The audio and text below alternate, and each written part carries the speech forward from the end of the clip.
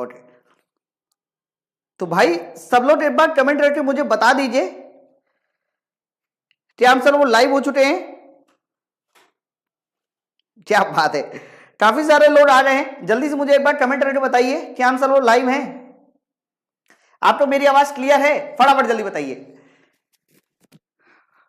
ठीक है, तो नमस्कार साथियों, कैसे हैं भाई सब लोग। आज आपने देख लिया होगा फिजिक्स का वो टॉपिक जो लगभग लोगों की बहुत ज्यादा चिंता बनी रहती है, बच्चों की बहुत बड़ी चिंता है ये टॉपिक, और इस टॉपिक का नाम है ग्राफिकल कॉन्सेप्ट, है ना। तो फिजिक्स में अब बहुत सारे क्वेश्चन ऐसे पूछे जाने लगे हैं जो तुम्हारे ग्राफ से रिलेटेड होते हैं। जरूरी नहीं है कि सिर्फ मोशन वाले ग्राफ हो, आपने देखा होगा कि कई बार वोल्टेज और करंट के भी ग्राफ पूछ लेता है, कई बार एसएचएम वाले ग्राफ पूछ लेता है, और ग्राफ में भी बहुत सारे वेरिएशन हो जाते हैं। तो मतलब कहने का ये है कि मैं आज आप लोगों को जितने भी ग्राफिकल वाले कॉन्सेप्ट है वो सारे के सारे बताने वाला हूं, है ना। सर जी आपने मेरी बात रखी, अच्छा अच्छा, चलिए धन्यवाद, है ना। तो पहले सब लोग एक बार जल्दी से सेशन में लाइव आ जाइए, और जिन्होंने अभी तक वीडियो को शेयर नहीं किया पहले जल्दी से एक बार शेयर कर दो फटाफट, है ना। तो आप आज का लेक्चर जिन्होंने शुरू से देख रहे हैं, बस ये मैं कहूंगा कि आज का लेक्चर आप पूरा देखिएगा, है ना। तो जब आप लेक्चर को कंप्लीट देखिएगा, आप देखिएगा मैं आपको ऐसे ऐसे कॉन्सेप्ट बताऊंगा ग्राफ के कि एग्जामिनर कैसे भी उल्टे सीधे सवाल पूछे ग्राफ से, आप उसका ग्राफ डेफिनेटली बनाओगे, यानी 101% ग्राफ बनाओगे। ओके ठीक है, चलो तो हम लोग क्लास को शुरू करते हैं। अच्छा, क्लास को शुरू करने से पहले मैं आपको बता देता हूं, एक मिनट मेरी बात सुन लीजिए। जैसे कि आप लोगों ने कहा था कि सर बेसिक साइंस और इंजीनियरिंग का आप क्लास जो है ना वो थ्योरी वाला बैच यूट्यूब पे कहीं ना कहीं हम नहीं चल रहा, प्रैक्टिस हो रहा है। तो मैंने साइंस में तो डिस्काउंट ऑफर अनाउंस कर दिया था, सेम तरीके से याद रखिएगा अभी वही सेम डिस्काउंट ऑफर जो है चल रहा है तुम्हारे मैथ में। तो अगर आप मैथ का भी कंप्लीट कोर्स लेना चाहते हो तो इसमें डिस्काउंट है। अब कितने परसेंट का डिस्काउंट है वो आप एक बार दिव्या मैम को बात कर लीजिएगा, 9696 102 411, ये उनका कह सकते हो कि कांटेक्ट है। तो आप इस सपोर्ट में जरूर फोन करके एक बार मैथ के कंप्लीट कोर्स की जानकारी ले लीजिएगा। मैं फिर से बता दूं, मैथ के कंप्लीट कोर्स जो पढ़ाया है तो वो अनुराग सर ने पढ़ाया है। तो आप लोगों ने यूट्यूब पर उनकी क्लास जरूर देखी होगी कि क्लास में कैसे वो हर चैप्टर को विधिवत पढ़ाते हैं, कॉन्सेप्ट बताते हैं, एक फॉर्मूले पे कम से कम 5-6 क्वेश्चन की प्रैक्टिस कराते हैं ताकि वो फॉर्मूला भी क्लियर हो जाए। ओके, तो आप इसको माई पाठशाला एप्लीकेशन डाउनलोड करने के बाद आप इसको ले सकते हैं। ओके, चलो स्टार्ट किया जाए, ठीक है।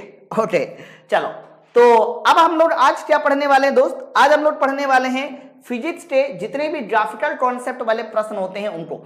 लेकिन आपको बता दूं, अगर जो लोग मुझसे शुरू से पढ़ते हैं, मैंने हमेशा आपको एक ही बात कही है कि मैंने हमेशा शुरू से आप लोगों को पहले बेसिक बताया है। डायरेक्ट हम लोग किसी भी क्वेश्चन में डायरेक्ट कूदे नहीं कि चलो क्वेश्चन सॉल्व करना शुरू कर दिया, नहीं। पहले आप एक बार जो है ना उसका बेसिक जरूर समझो कि वाई एक्सिस क्या होती है, एक्स एक्सिस क्या होती है, कब ग्राफ में वैल्यू बढ़ती है, कब ग्राफ में वैल्यू घटती है।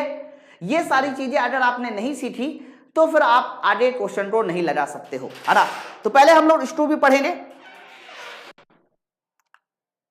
ओके चलिए तो स्टार्ट किया जाए भाई, तैयार है सब लोग हैं? तो आप लोग इस सेशन को पूरा कॉपी में लिख लीजिएगा।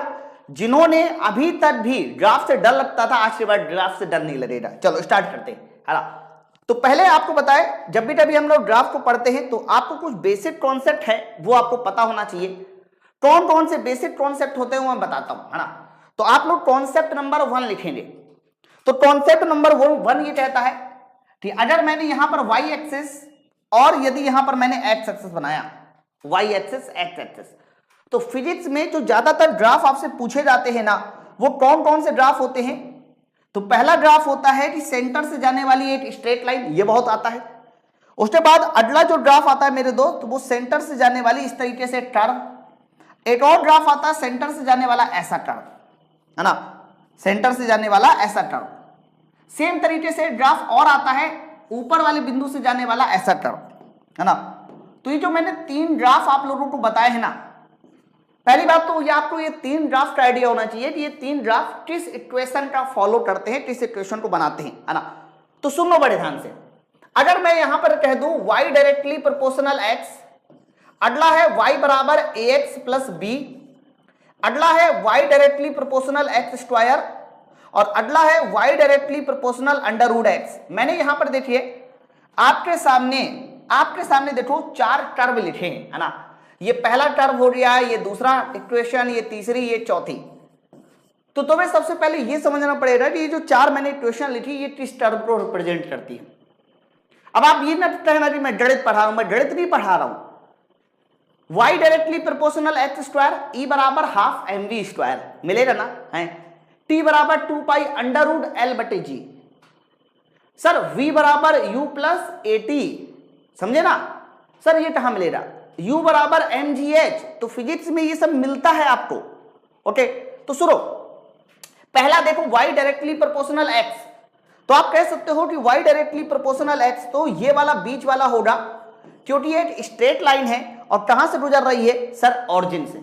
ओके, फिर इसके बाद y बराबर ax प्लस बी, सर ये भी एक स्ट्रेट लाइन है, y बराबर ax प्लस बी भी एक स्ट्रेट लाइन है, लेकिन ये ऑरिजिन से नहीं गुजर रही, ये थोड़ा सा ऊपर से गुजर रही है।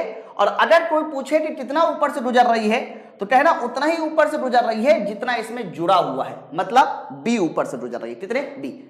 फिर ये आएगा, ये देखो नीचे से ऊपर की ओर जाने वाला, ये टर्म होता है y directly proportional X square का। ओके, जबकि अगर ऐसे ऊपर से नीचे की ओर आए तो ये होता है y डायरेक्टली प्रोपोर्शनल एक्स का। तो पहले आप लोगों को ये समझना पड़ेगा कि किसमें कौन सा टर्म बनाना है, ताकि आप लोगों को ऑप्शन जब भी कभी दिया जाए तो ए बी सी डी ऐसे ही ऑप्शन दिए जाएंगे और तुमसे पूछा जाएगा बताओ कौन सा सही उत्तर है।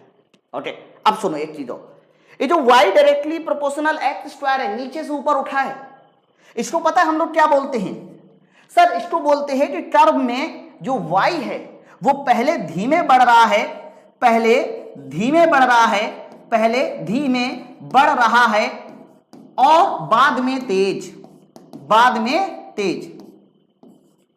याद रखिएगा, पहले धीमे बढ़ रहा है बाद में तेज, ऐसा किसमें बोलना है, y directly proportional X square में। ऐसा मैं इसलिए कह रहा हूं, देखो पहले धीरे धीरे उठा, फिर और तेज उठा, फिर और तेज उठ गया, समझिए।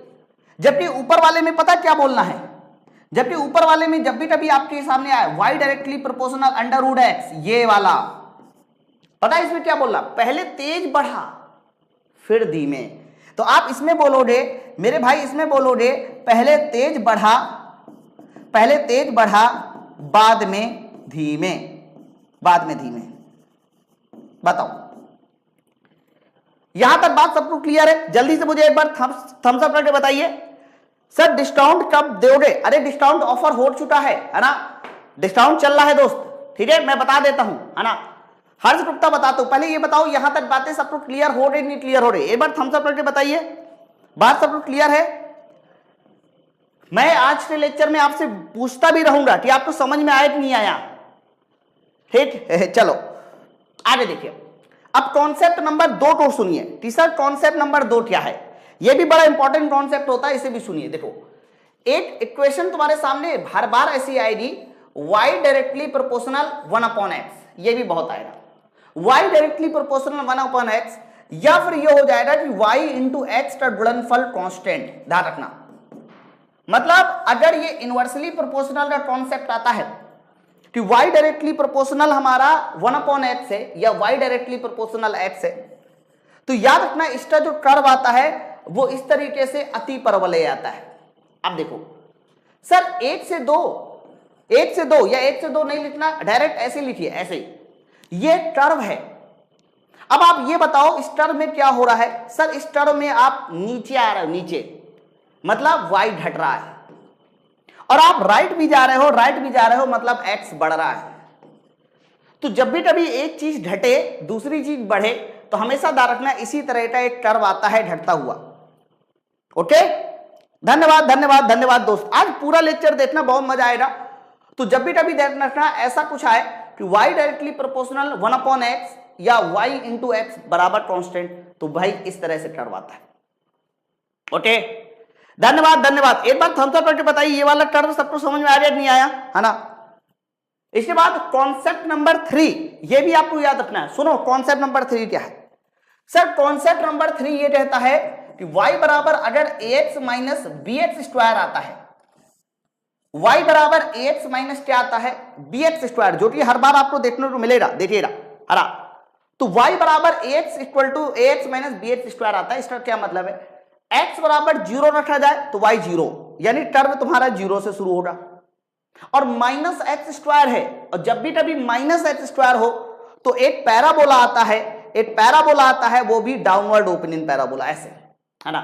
तो y बराबर अगर ax माइनस bx स्क्वायर है, ध्यान रखना माइनस में एक्स स्क्वायर है, तो एक पैराबोला आता है, इसका नाम होता है मेरे दोस्त पैराबोला, हिंदी में इसको बोलते हैं परवलया, परवलय, बोलिए परवलय। सब कुछ क्लियर है ना। अब ये टर्म हमारा हमेशा शो करेगा, सर ये हमेशा शो करेगा y बराबर ax माइनस bx स्क्वायर, तो ये वाला पॉइंट तो ऑरिजिन होगा 0, बट ये वो पॉइंट होगा जहां पर y 0 होगा, तो ये वाले पॉइंट पे y 0 होगा, बट x का मान कोई पूछे कितना होगा, तो x का मान a बटे b से आ जाएगा, a बटे b। अरे y 0 कर दो, यहां पर y जैसे भी 0 करोगे, a बटे b नहीं सॉरी b बटे a, भाई ये 0 हो जाएगा, और 8x से 8x कैंसिल हो जाएगा, a बटे b ही आएगा, a बटे b। तो ये वाले पॉइंट पे y 0 है, और ध्यान रखना अगर x का मान पूछा जाए वाले पॉइंट पे तो a बटे b, जबकि यहां पर 0 है ना। तो अगर ax माइनस bx स्क्वायर आता है तो डायरेक्ट आपको कर ऐसे मूल बिंदु से खींचता हुआ बना देना है। क्लियर है गुरुजी? अनुक्रमानुपाती व्युत्क्रमानुपाती में अंतर बता दो। देखो अनुक्रमानुपाती क्या होता है, जब भी कभी y डायरेक्टली प्रोपोर्शनल x है तो इसे बोला जाता है समानुपाती, या फिर आप इसको बोलते हैं अनुक्रमानुपाती, है ना। और याद रखना अगर y डायरेक्टली प्रोपोर्शनल 1/x है तो इसे बोला जाता है व्युत्क्रमानुपाती, व्युत्क्रमानुपाती, है ना। तो समानुपाती में एक चीज बढ़ाइए दूसरी चीज बढ़ेगी, जबकि व्युत्क्रमानुपाती में एक चीज बढ़ाइए तो दूसरी बढ़ती नहीं है, घट जाती है। बताओ ठीक है, पहले आप बताइए यहां तक बातें सबको क्लियर है? 3 कॉन्सेप्ट आप फिर से रिवीजन मारिए जल्दी से। पहला देखिए y directly proportional x, y directly proportional x square और y directly proportional under root x, y बराबर ax प्लस b। अगला है y डायरेक्टली प्रोपोर्शनल 1/x, या फिर x के व्युत्क्रमानुपाती है ऐसा टर्म, और फिर मैंने ये आपको बताया, है ना। चलिए फाइनली अब आपको मैं एक छोटा सा और कॉन्सेप्ट बताने वाला हूं, है तो बहुत नन्हा सा कॉन्सेप्ट, है ना। सर टॉप 800 का बैच कब लाओगे? बहुत जल्दी आएगा, जब वैकेंसी आ जाएगी, थोड़ा सा आप सब्र रखिए, बहुत जल्दी आएगा, ठीक है। चलो अब मैं आपको एक बहुत बढ़िया बात बताने वाला हूं, उसको भी सुनिए। Concept number 4। अब कॉन्सेप्ट नंबर 4 क्या है, ध्यान से सुनना। जैसे कि मैंने यहां पर y एक्सिस और यहां पर मैंने x एक्सिस खींचा, ध्यान से सुनिएगा कायदे के साथ। देखो पहले मैं आपको y पैरामीटर के बारे में बताता हूं कि y पैरामीटर कब बढ़ता है कब घटता है, ये क्वेश्चन आते हैं। देखो y सर y एक्सिस में है, तो जब भी कभी आप ऊपर जाओगे, कहां ऊपर, तो ऊपर जाते समय यानी आपका टर्म ऐसे है, तो याद रखना ऊपर जाते समय हमेशा y बढ़ेगा, और नीचे आते समय बताइए क्या होगा, सर नीचे आते समय y घटेगा। तो अगर आप ऊपर की ओर जा रहे हो तो y बढ़ेगा, नीचे आ रहे हो तो y घटेगा। बट अगर आप ना ऊपर जा रहे हो ना नीचे आ रहे हो, ना ऊपर जा रहे हो ना नीचे आ रहे हो, मतलब हॉरिजॉन्टल लाइन में हो, तो मेरे भाई हॉरिजॉन्टल लाइन एक ऐसी लाइन होती है जिसमें y कांस्टेंट होता है। कहने का अर्थ यह है कि हॉरिजॉन्टल लाइन में y वाला पैरामीटर कांस्टेंट होता है, हॉरिजॉन्टल लाइन में y वाला पैरामीटर कांस्टेंट होता है। इसको पहले नोट कीजिए कॉपी में सब लोग, फिर से सुनिए। ऊपर जा रहा है y बढ़ेगा, नीचे आ रहा है y घटेगा, और इसमें सर y कांस्टेंट। तो y वाले पैरामीटर को अगर कांस्टेंट करना है तो हॉरिजॉन्टल लाइन खींच दीजिए, यानी हॉरिजॉन्टल लाइन में y एक्सिस वाला पैरामीटर कांस्टेंट होता है। बताइए क्लियर है? आगे बढ़ा जाए, है ना। अब देखो इधर आइए, सर इधर फिर से मैं अगर y एक्सिस x एक्सिस खींच दूं, तो अगर मैं एक लाइन ऐसे खींचूं, अब ये वाली लाइन में देखो आप राइट की ओर जा रहे हो, कहां जा रहे हो, राइट जा रहे हैं ना, राइट। तो राइट की ओर जाते हैं तो x तुम्हारा बढ़ेगा, है ना। सर लेफ्ट की ओर आएंगे तो x क्या होगा, घटेगा। और अगर हम लोग ना राइट जाए ना लेफ्ट जाए, ना राइट जाए ना लेफ्ट जाए, यानी सीधे वर्टिकल रहे, तो मेरे दोस्त वर्टिकल रहने पे बताइए एक्स क्या हो जाता है? सर वर्टिकल रहने पे एक्स कांस्टेंट होता है। सर आपकी ग्रुप डी वाली 3 मैराथन बहुत हेल्प में मिली, पप्पू यादव जी कह रहे हैं। हरा सर बैच में इंजीनियर ड्राइंग भी है, बिल्कुल है दोस्त, वो भी है। हरा तो आप पहले ये बताओ y वाला पैरामीटर बढ़ने वाला कॉन्सेप्ट, x वाला पैरामीटर बढ़ने घटने वाला कॉन्सेप्ट सबको क्लियर हुआ नहीं क्लियर हुआ? y में देखना है कि आप ऊपर जा रहे हो नीचे आ रहे हो, ऊपर जा रहे हो तो y बढ़ेगा, नीचे आ रहे हो y घटेगा, हॉरिजॉन्टल लाइन में y कांस्टेंट, राइट की ओर आ रहे हो तो x बढ़ेगा, लेफ्ट की ओर जा रहे हो x घटेगा, वर्टिकल लाइन में देखो, वर्टिकल लाइन में x कांस्टेंट। बताओ क्लियर है? तो भाई इसकी एक प्रैक्टिस कर ली जाए, बताइए जल्दी से, इसकी एक प्रैक्टिस कर ली जाए, है ना? तो फटाफट जल्दी से मेरे साथ एक लोग प्रैक्टिस कीजिए। मान लीजिए थोड़ी देख लिए, मैंने यहां पर एक डायग्राम बना दिया, मैंने डायग्राम बनाया प्रेशर वर्सेस वॉल्यूम डायग्राम। चलो अब जल्दी से मुझे बताइए, अगर मैंने कर्व को ऐसे लिखा हुआ है, ये है कर्व, ये ऐसे मैंने बनाया 1 से 2, ओके, y भी मैंने प्रेशर लिया है और x एक्सिस में वैल्यू, तो सब लोग मुझे कमेंट करके बताइए 1 से 2 में क्या कांस्टेंट है, क्या बढ़ेगा क्या घटेगा? बताइए जल्दी से, जल्दी बताइए 1 से 2 में क्या कांस्टेंट है क्या बढ़ेगा, फटाफट बताइए। सर प्रोमो कोड मैं अभी बताता हूं दोस्त, देखो है क्या ना, साइंस के कोर्स का दाम मैंने घटा के 399 कर दिया है। आपको करना क्या है, 9369 880 746 पे कॉल करना, और वो दाम मैंने 2 दिन के लिए किया है। उसमें आपको साइंस मतलब फिजिक्स केमिस्ट्री बायोलॉजी और बेसिक साइंस और इंजीनियरिंग सब मिल जाएगा, ठीक है? चलो अब देखो, हॉरिजॉन्टल लाइन खींची ना, तो इसका मतलब ना ऊपर जा रहा है नहीं नीचे आ रहा है, तो प्रेशर कैसा हो जाएगा, कांस्टेंट। बताइए लेकिन राइट की ओर जा रहा है, राइट की ओर जा रहा है तो बताइए वॉल्यूम कैसा हो जाएगा? सर वॉल्यूम कैसा हो जाएगा? राइट जा रहा है तो वॉल्यूम तुम्हारा बढ़ जाएगा, वॉल्यूम बढ़ जाएगा, ठीक है? देखो फिर से एक बच्चा कह रहा है वी कांस्टेंट, राहुल कुमार कैसी पढ़ाई कर रहे हो दोस्त, है ना? पी कांस्टेंट होगा और वी बढ़ेगा। चलो एक और कर्व बताइए, मान लीजिए मैंने एक कर्व ऐसे खींचा होता है, ये बताओ जल्दी से, 2 से 3, फटाफट जल्दी से मुझे बताइए 2 से 3 में क्या होगा, कौन सा पैरामीटर बढ़ेगा कौन सा पैरामीटर घटेगा, जल्दी बताइए, है ना? हाँ बताइए 2 से 3 में, तो आप मुझे बताइए 2 से 3 आप नीचे आ रहे हो ना, तो नीचे आ रहे हो तो बताइए प्रेशर क्या होगा, घटेगा, नीचे आ रहे हैं सर प्रेशर घटेगा। 2 से 3 राइट जा रहा है, राइट जा रहा है, तो मेरे भाई अगर 2 से 3 राइट जा रहे हो तो जल्दी बताइए वॉल्यूम क्या होगा, बढ़ेगा, वॉल्यूम बढ़ेगा। अरे इतनी बात सबको क्लियर है? फटाफट जल्दी बताइए, सबको क्लियर है? चलो एक और बताओगे, एक और बताओगे, अगर मैं ऐसे मिला दूं और इस तरह से जाऊं, 3 से 4, 3 से 8, 3 से 8, जल्दी बताइए 3 से 8 में बताइए क्या हो रहा है, फटाफट बताइए।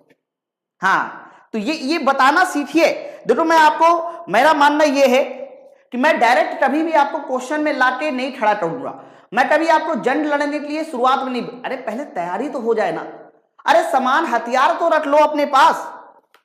तो आप कहो ना जब 3 से 8 आओगे तो ऊपर जा रहे हैं, देखो ऊपर जा रहे हैं ना तो P बढ़ेगा, ऊपर जा रहे हैं, क्योंकि देखो 3 से 8 ऊपर गए, लेकिन लेफ्ट आए, क्या है लेफ्ट आए, तो लेफ्ट आए तो वॉल्यूम क्या होगा, सर वॉल्यूम घटेगा, वॉल्यूम घटेगा। बताओ, तो आप मुझे ये बताइए सब लोग जल्दी से कमेंट करके बताइए, घटना बढ़ना सबको आ गया कि नहीं आया, फटाफट बताइए, एक बार थम्स अप करके बताइए सबको आ गया। किसी को कोई डाउट हो तो पहले जल्दी से मुझसे पूछ लो, पहले किसी को डाउट हो तो जल्दी से मुझसे पूछ लो, घटना बढ़ना सबको क्लियर हो गया नहीं क्लियर हुआ? बताइए जल्दी से, इतनी बात समझ में आई? सब लोग एक बार वीडियो को लाइक वाइक कर देना यार, जिन्होंने अभी तक सेशन को शेयर नहीं किया। रूज जी आपका हथौड़ा बैच बहुत समझ में आता है, याद आता है। हाँ यार मुझे भी हथौड़ा बैच बहुत याद आता है। चलिए कॉन्सेप्ट नंबर 5, मतलब हथौड़ा बैच से ही मुझे पहचान मिली थी। आज भी आप हथौड़ा बैच सर्च कीजिए गूगल में, हर जगह आ जाता है। अरे दीपक कुमार कह रहे हैं नो सर। अब दीपक थोड़ा मुझे बताइए तो क्या नहीं समझ में आया, है ना? चलो आगे देखिए, फिर से मैं एक क्वेश्चन पूछ लेता हूं, कोई बात नहीं, इसी में पूछ लेता हूं। चलो मैंने जैसे कि यहां पर बना लिया, इस बार देखिए यहां पर मैंने बना दिया वेलोसिटी, और यहां पर मैंने बना दिया मान लीजिए डिस्टेंस या डिस्प्लेसमेंट। यहां पर मैंने वेलोसिटी कहा, यहां पर डिस्प्लेसमेंट कहा। अरे चलो एक और बात बताइए, जल्दी बताइए अगर मैं कर्व आपसे पूछ देता हूं कि कर्व सर मैंने ऐसे खींचा है, देखो ऐसे खींचा, बताइए क्या चीज हो रही है, जल्दी बताइए। अगर मैंने कर्व ऐसे खींचा तो क्या बढ़ेगा क्या घटेगा, बताइए जल्दी से। तो कहना जब कर्व आपने ऐसे खींचा है मेरे दोस्त, तो आप ऊपर जा रहे हो, देखो ऊपर ही तो गए, ये बिंदु से ये बिंदु कहां गए, ऊपर। तो ऊपर गए तो वेलोसिटी क्या हो जाएगी, बढ़ जाएगी। और सर देखो याला बिंदु गए तो राइट जा रहा है, राइट, तो राइट जा रहा है तो एक्स क्या होगा, बढ़ेगा। ऑब्वियस सी बात है। सर अगर मैं वर्टिकल लाइन खींच दूं तो क्या होगा बताओ, अगर मैं वर्टिकल लाइन खींच दूं तो क्या होगा, मतलब नीचे आ रहे, अब बताओ क्या होगा। तो कहना सर एकदम नीचे आए हो ना, नीचे आए हो, मैंने कहा बिल्कुल, तो वेलोसिटी घटेगी क्योंकि नीचे आए, देख लो। लेकिन देखो एक्स वाला पैरामीटर जो है ना, ये घटता बढ़ता तब है जब राइट जाओ या लेफ्ट। बट तुमने वाई देखो वर्टिकल लाइन खींची, तो मैंने अभी शुरू में कहा था वर्टिकल लाइन में एक्स वाला पैरामीटर कांस्टेंट होता है, तो यहां पर एक्स क्या हो जाएगा, कांस्टेंट, एक्स क्या हो जाएगा, कांस्टेंट। बताओ क्लियर है, अब तो समझ में आ गया ना, जल्दी बताइए आप समझ में आ गया ना। अब मैं कॉन्सेप्ट नंबर 5 बताऊं। अब कॉन्सेप्ट नंबर 5 सुनिए, वेरी वेरी इंपॉर्टेंट। अब यहीं से हम लोग फिजिक्स में एंट्री कर रहे हैं, देखो मान लीजिए थोड़ी देर लिए कि मैंने इसको वाई एक्सिस कह दिया और इसको एक्स एक्सिस कह दिया, वाई और एक्स। तो तुम्हें यहां पर दो बातें समझ में आनी चाहिए कि अगर वाई एक्सिस और एक्स एक्सिस के बीच मैंने एक कोई कर्व खींचा, मान लीजिए मैंने ये कर्व खींच दिया कोई ओ से ए, वाई एक्सिस और एक्स एक्सिस के बीच, तो पहली बात आपको यह पता होना चाहिए कि वाई एक्सिस और एक्स एक्सिस के बीच जो भी हम लोग के अंदर का एरिया होता है, जो भी ये एरिया होता है वो क्या होता है, पहले ये पता होना चाहिए। और दूसरा ये पता होना चाहिए मेरे दोस्त, जो भी यहाँ की स्लोप होती है, सर ये जो स्लोप होती है ये क्या होती है। दो चीजें बहुत ज्यादा इंपॉर्टेंट होती है फिजिक्स में, एक तो तुम्हें ये पता होना चाहिए कि एरिया क्या होता है, और दूसरा पता होना चाहिए स्लोप क्या होती है। तो पहले मैं आपको बता दूं, जब भी कभी किसी कर्व के नीचे का तुम्हें एरिया निकालना होगा, एरिया, तो इंटीग्रेशन वाई डीएक्स लगा दो, बस इंटीग्रेशन वाई डीएक्स लगा दीजिए, ये तुम्हारे एरिया का फॉर्मूला होता है। लेकिन अगर आपको स्लोप निकालनी है, स्लोप हिंदी में इसको बोलते हैं ढाल, या फिर इसको बोलते हैं प्रवणता, क्या बोलते हैं, प्रवणता। तो स्लोप निकालने का फॉर्मूला होता है मेरे दोस्त y का मतलब dy upon dx, dy upon dx। तो ये दो फॉर्मूले एकदम बेसिक रीढ़ की हड्डी है ग्राफ को समझने के लिए। रोज ये क्वेश्चन कैसे बनेगा, क्वेश्चन हम लोग बनाएंगे दोस्त, क्वेश्चन में आप मत जाइए, अभी पहले एंजॉय कीजिए। बस ये समझो कि आपको समझ में आता है नहीं आता, क्वेश्चन जब आप बनाओगे ना तो आपको खुद लगेगा कि हाँ कितना बढ़िया था। अरे तो पहले आप ये मुझे बताइए, एरिया निकालना हो इंटीग्रेशन वाई डीएक्स, स्लोप निकालना हो dy अपॉन dx, बताइए इतनी बात सबको क्लियर है। चलो मैं इसका एक एग्जांपल देता हूं, जैसे कि आप लोगों को क्या करेगा, डायरेक्ट कहेगा कि वेलोसिटी और टाइम के बीच मैंने ग्राफ खींचा। अब देखो यहां से क्वेश्चन बनना शुरू हो जाएगा, वेलोसिटी और टाइम के बीच मान लीजिए मैंने ये कोई ग्राफ खींचा, ठीक है, और तुमसे कहेगा कि वेलोसिटी और टाइम के बीच मैंने ये ग्राफ खींचा, तो तुम मुझे पहले एरिया निकाल के दिखाओ और इसका स्लोप निकाल के दिखाओ। तो जल्दी से मुझे बताइए इसका स्लोप क्या कहोगे और मेरे दोस्त इसका एरिया क्या कहोगे, फटाफट जल्दी बताओ, जल्दी बताइए, है ना, ओके बताओ जल्दी से स्लोप क्या कहोगे। तो कहना अभी अभी मार साहब तुमने बताया स्लोप का मतलब होता है y वाला पैरामीटर ऊपर x वाला नीचे, यानी dy अपॉन dx। मैंने कहा बिल्कुल, तो स्लोप कह देना y वाला पैरामीटर वेलोसिटी लिया गया है और x वाला पैरामीटर समय है, तो dv बटे dt, देखिए dv बटे dt, सर dv बटे dt ही तुम्हारा हो जाएगा स्लोप, dv बटे dt ही तुम्हारा हो जाएगा स्लोप। और अगर एरिया पूछा जाए तो कहना एरिया तुमने मार साहब कहा था integration y into dx, integration y into dx कहा था ना, तो y में तुमने लिया है वेलोसिटी को और x में लिया है समय को, इसलिए v इंटू डी टी, ये तुम्हारा एरिया हो जाएगा, इंटीग्रेशन v dt। बताओ समझ में आ रहा है कि नहीं आया, इतनी बात जल्दी से मुझे थम्स अप करके बताइए, पहले इतनी बात समझ में आई कि नहीं आई है, बताइए। अब मैं आपसे एक क्वेश्चन पूछूं, बताओ इंटर में आपने कर्व पढ़ते हैं प्रेशर और वॉल्यूम के बीच, तो मान लीजिए प्रेशर और वॉल्यूम के बीच कोई मैंने टर्व खींचा, जल्दी बताइए अगर मैं इस टर्व का तुमसे पूछूं कि बताइए सर इस टर्व का स्लोप के लिए क्या फॉर्मूला इस्तेमाल करोगे, और फिर मैं आपसे पूछूं कि बताइए इसके लिए एरिया का क्या फॉर्मूला इस्तेमाल करोगे, तो कोई बहादुर है जो मुझे बता सकता है? जल्दी बताइए, कोई बहादुर है जो मुझे बता सकता है? इस बार मैंने डायग्राम खींचा है प्रेशर और वॉल्यूम के बीच, लेकिन प्रेशर को कहां लिया है और वॉल्यूम को कहां लिया है, ये इंपॉर्टेंट बात है। बताओ, जल्दी बताइए। अगर कोई बहादुर है तो जल्दी से मुझे इसका आंसर देते दिखाइए कि इसका करेक्ट उत्तर किसके साथ जाना चाहिए। फटाफट जल्दी से पढ़िए और एकदम सटीक आंसर दीजिए, गलती किसी से नहीं होनी चाहिए।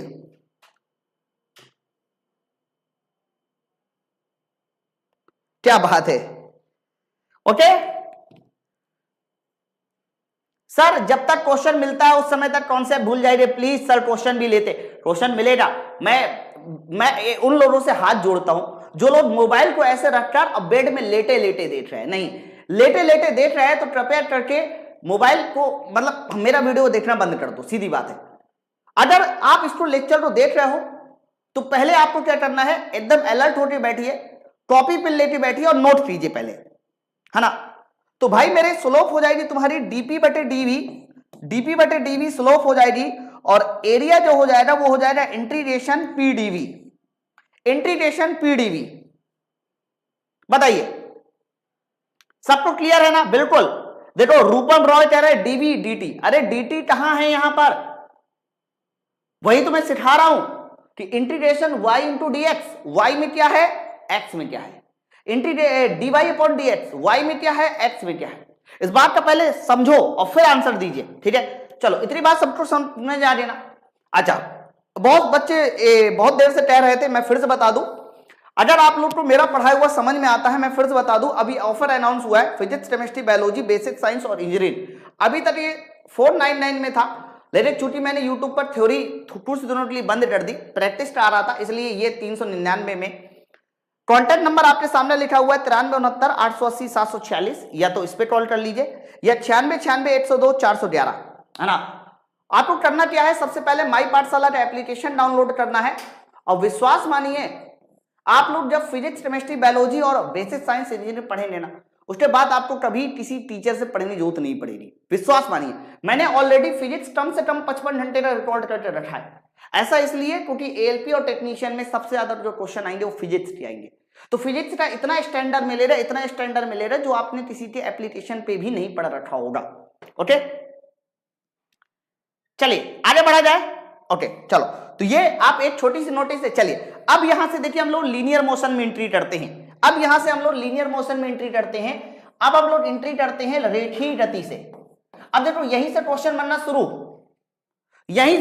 शुरू है। चलिए अब मैं आपको बताऊं आगे क्या क्या है। तो यहां पर मैंने देखिए आप लोगों को 2-3 चीजें बता रखी है। 3 कर्व हैं आपके सामने, 3 कर्व। मान लीजिए सबसे पहला कर्व है डिस्प्लेसमेंट और टाइम के बीच।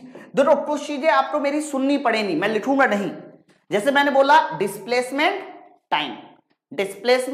टाइम, हाँ। अगला वाला कर्व है मैंने वेलोसिटी और टाइम के बीच। अगला वाला कर्व है एक्सेलरेशन और टाइम के बीच। बताइए इतनी बात सबको क्लियर है ना? मान लीजिए मैंने अट्टम सट्टम कुछ ऐसे कर्व बना दिया, डिस्प्लेसमेंट और टाइम के बीच, वेलोसिटी और टाइम के बीच कर्व बना दिया, एक्सेलरेशन और टाइम के बीच कर्व बना दिया। ओके ध्यान से सुनना कायदे के साथ। मेरे भाई ये बताओ, यहां के अंदर का मैंने एरिया भी दिखा दिया, यहां के अंदर का मैंने एरिया भी दिखा दिया, और यहां के अंदर का मैंने एरिया भी दिखा दिया। अब आपको बस वही सेम चीज बतानी है कि स्लोप किसमें क्या होगी। बताइए जल्दी से, इसमें बताइए स्लोप क्या होगी, और जल्दी से मुझे बताइए इसमें एरिया क्या होगा। फटाफट जल्दी बताएंगे, किसी तरह का कोई डाउट नहीं रखेंगे। बताइए जल्दी से। न्यूमेरिकल भाई मैंने अलग से रिकॉर्ड करके डाले हैं। ऑप्टिक्स के न्यूमेरिकल अलग, इलेक्ट्रिसिटी के अलग, हीट ट्रांसफर के अलग, आपको हर चैप्टर में न्यूमेरिकल मिलेंगे। समझे रहा? चलिए बताइए, ठीक है बताओ। तो भैया स्लोप का मतलब क्या होता है? सर स्लोप का मतलब होता है dx अपॉन dt। यहां पर एरिया का मतलब होता है इंटीग्रेशन x इंटू dt। अब ये नहीं कहना x इंटू dt क्यों लगाया, अरे इंटीग्रेशन एरिया बताया था, integration y dx। But y में तो डिस्प्लेसमेंट x है ना, इसलिए y की जगह x और dx की जगह dt। बताओ इतनी बात सबको क्लियर है ना? जल्दी बताइए, इतनी बात सबको क्लियर है ना? अब आप मुझे बताइए इसका जो स्लोप होता है वो क्या दे रहा? पूरी दुनिया को पता है कि dx अपॉन dt जो होता है मेरे दोस्त वो क्या होता है, तो कहना वेलोसिटी होता है, dx अपॉन dt वेलोसिटी। इसीलिए तो कहते हैं कि डिस्प्लेसमेंट और टाइम के बीच खींचे गए ग्राफ की स्लोप वेलोसिटी देती है। डिस्प्लेसमेंट और टाइम के बीच खींचे गए ग्राफ की स्लोप वेलोसिटी। बट एरिया कोई भी फॉर्मूला नहीं देता, एरिया कुछ भी नहीं देता।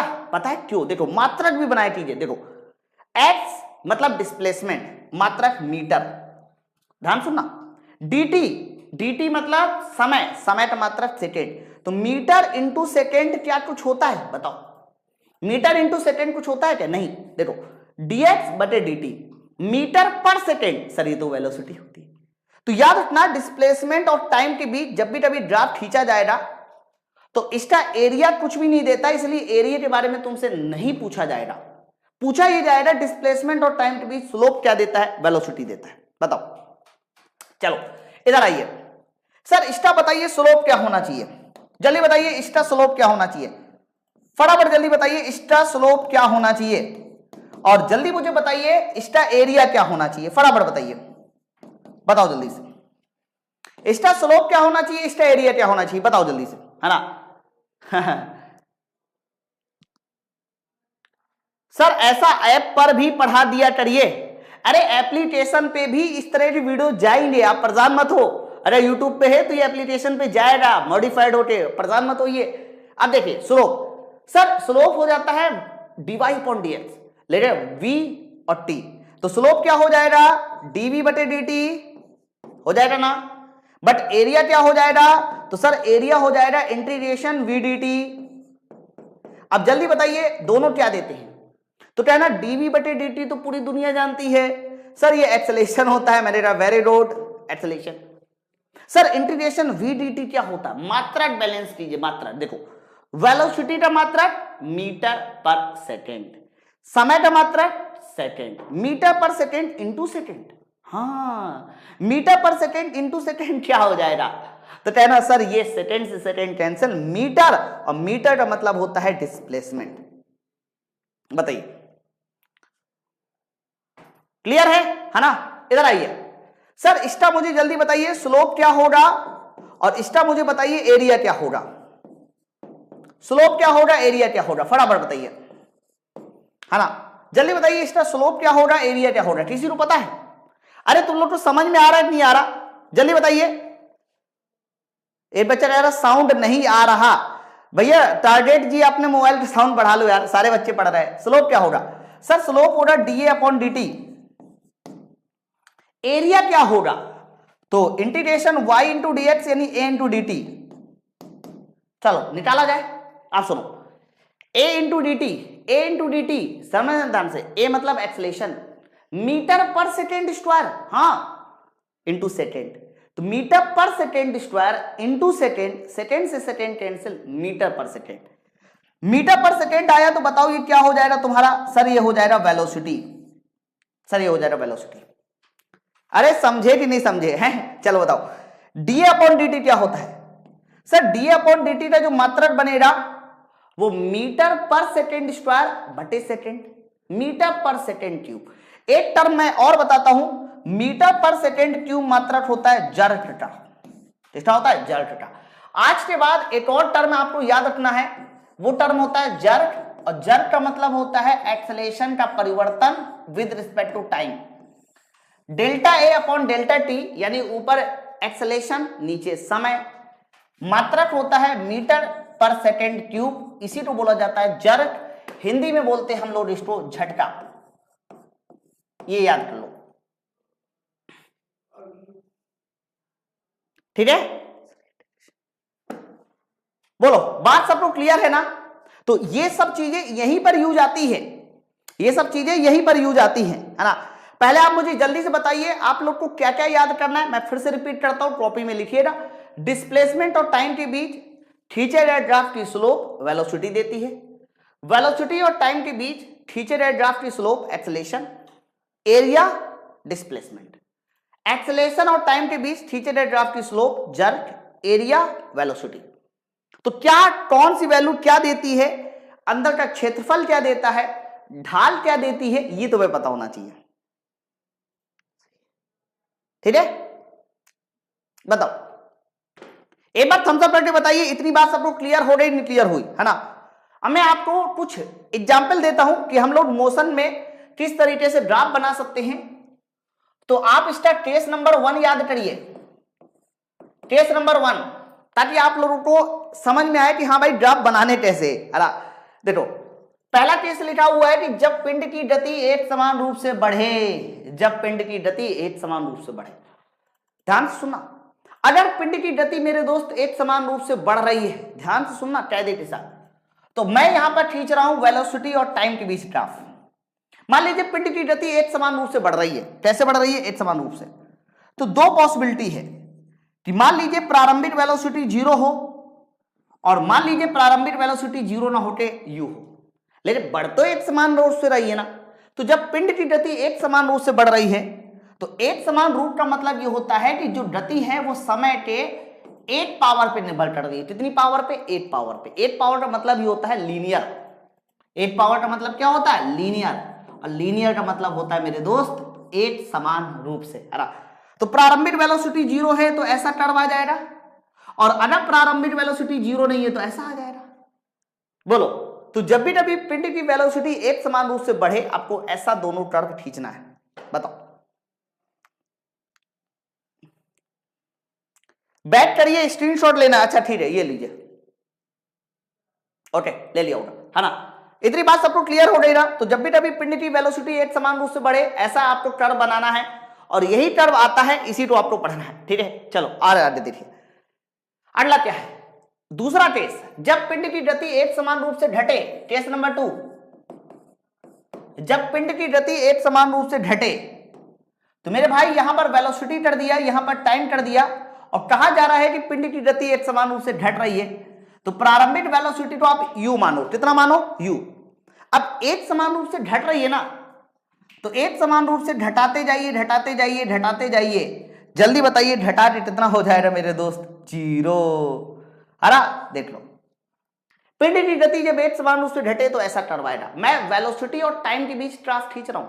हालांकि मैं पहले ही बता चुका हूं, वेलोसिटी और टाइम के बीच खींचे गए ग्राफ का जो स्लोप होता है, स्लोप ध्यान रखना वो क्या देता है, सर वो त्वरण देता है। ये सब याद कर लेना भी। और इसके अंदर का एरिया क्या देता है, तो कहना इसके अंदर का जो एरिया होता है मेरे दोस्त, वो देता है डिस्प्लेसमेंट, यानी विस्थापन। अब देखो, इसी पर प्रश्न बन जाएगा।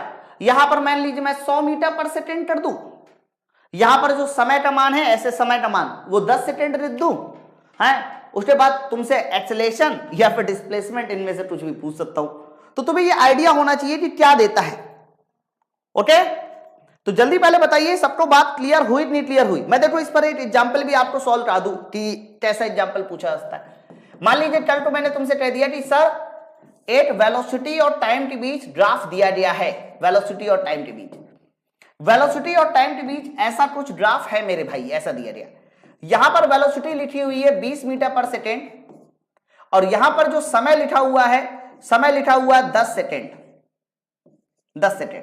ओके, यहां पर जो समय लिखा हुआ है वो कितना लिखा हुआ है, तो समय लिखा हुआ है तुम्हारा 10 सेकेंड। ये देखो, तो आप मुझे बताइए कि यहां पर त्वरण कितना होना चाहिए, और हो सकता है कि लास्ट में तुमसे पूछ ले कि बताइए विस्थापन कितना होना चाहिए। दो चीजें पूछी जाएगी, त्वरण और विस्थापन। ओके, बताओ। तो अब आपको यहां पर कोई फॉर्मूला नहीं लगाना। अगर आप ऐसा सोच रहे हो कि ये फॉर्मूले बिना जो है क्या बोलते हैं सॉल्व हो जाएगा, फॉर्मूला नहीं लगाना। अब डायरेक्ट आपको ये लगाना है। देखो फिर से सुनो, सर विस्थापन होता है एरिया, अंदर का एरिया निकाल लो। तो त्रिभुज का एरिया क्या होता है, 1/2 लंब जुड़े आधार, लंब 20 आधार 10। हाँ 1/2 भी तो लगा था सर। तो बताइए 1/2 लंब जुड़े आधार लगा के 100 मीटर आ जाएगा, आंसर 100 मीटर विस्थापन का। त्वरण चाहिए, कुछ नहीं करना सर, स्लोप निकालिए, स्लोप, स्लोप सर स्लोप का मतलब होता है tan थीटा, tan थीटा, और tan थीटा बराबर क्या होता है सर, लंब बटे आधार। तो लंब दोबारा देखो 20 आधार 10, लंब 20 आधार 10, तो त्वरण बताइए कितना हो जाएगा 2। बट ये 2 प्लस में नहीं हो रहा, माइनस में हो रहा। क्यों माइनस में हो रहा सर? क्योंकि वेलोसिटी लगातार घट रही है, वेलोसिटी लगातार घट रही है। बताओ, इतनी बात सबको समझ में आ रही है? एक बार थम्स अप करके बताइए क्लियर हो गया। थोड़ा कमेंट फास्ट करते रहो। अरा तो अभी अभी मैंने इस कोर्स की जानकारी दी है। अरा मैथ का कंप्लीट कोर्स, साइंस का आप ले सकते हैं, अभी ऑफर में भी चल रहा है। ठीक है, चलो अगला वाला केस देखिए। एक बार थम्स अप करके बताओ ये बात सबको समझ में आ रही ना? केस नंबर 3 सुनिए। ये सब बातें आप लोगों को एप्लीकेशन में मिल जाएगी, जाते देख लीजिएगा। चाहे जब पिंड की गति एक समान रूप से बढ़े और फिर घटे, मान लीजिए फिर से मैंने यहां पर वेलोसिटी लिया, यहां पर टाइम लिया। अब दोस्त क्या हो रहा है कि पिंड की वेलोसिटी एक समान रूप से बढ़ रही है फिर घट रही है। देखो, तो मान लीजिए प्रारंभिक वेलोसिटी 0 है, थोड़ी देख लिए। अब पिंड की वेलोसिटी एक समान रूप से बढ़ी, देख लो, और फिर एक बार घटी, ये देखो। तो जब भी कभी पिंड की वेलोसिटी एक समान रूप से बढ़ेगी फिर घटेगी तो कर्व कुछ ऐसे मिलेगा। हाँ, कहीं ना कहीं मैक्सिमम वेलोसिटी जरूर मिलेगी, कहीं ना कहीं मैक्सिमम वेलोसिटी जरूर मिलेगी, इस बात को याद रखना, है ना। अच्छा, यहां पर एक कॉन्सेप्ट आपसे पूछा जाता है, आप इसको चाहो तो डायरेक्ट याद कर लेना। जब भी कभी पिंड की वेलोसिटी एक समान रूप से बढ़ती है फिर घटके 0 हो जाती है, फिर घटके कितनी हो जाती है? 0। तो एवरेज वेलोसिटी हमेशा ध्यान रखना, उस कंडीशन में मैक्सिमम वेलोसिटी की आधी आती है। उस समय एवरेज वेलोसिटी जो आती है वो मैक्सिमम वेलोसिटी की आधी आती है, ये याद रखना, है ना। इसमें भी वही सेम बात हो रही। देखो क्या, शुरुआत में मान लीजिए ये O है, ये A है, ये B है।